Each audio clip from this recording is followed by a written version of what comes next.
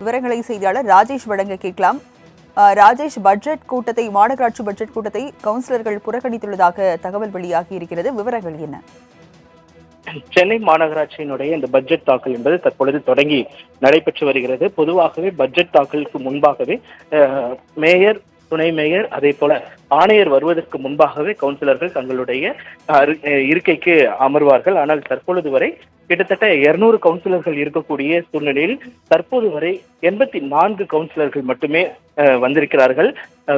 Budget கூட்டம் என்பது தொடங்கி நடைபெற்று வரக்கூடிய இந்த சூழலில் பெருவாரியான கவுன்சிலர்கள் புறக்கணித்திருப்பதாக தகவல் வெளியாகி இருக்கிறது.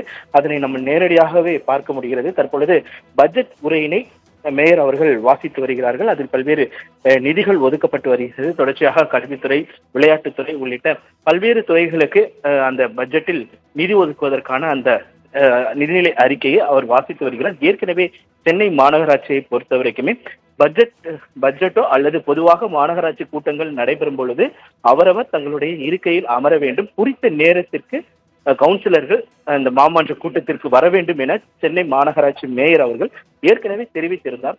இருந்த போதிலும் இன்று மிக முக்கியமாக ஒவ்வொரு வருடமும் தாக்கல் செய்யக்கூடிய இந்த பட்ஜெட் என்பதால் இங்க இருக்கக்கூடிய மாநகராட்சி கவுன்சிலர்கள் பெருவாரியான கவுன்சிலர்கள் வராதது என்பது அதிர்ச்சி அளிக்கக்கூடிய ஒன்றாக இருக்கிறது.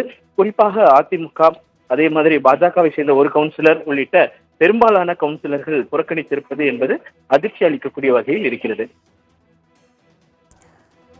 மாநகராட்சி பட்ஜெட் கூட்டத்தை அதிமுக, பாஜக உள்ளிட்ட கவுன்சிலர்கள் புறக்கணித்துள்ளனர். விவரங்களை வழங்கியதற்கு நன்றி ராஜேஷ்.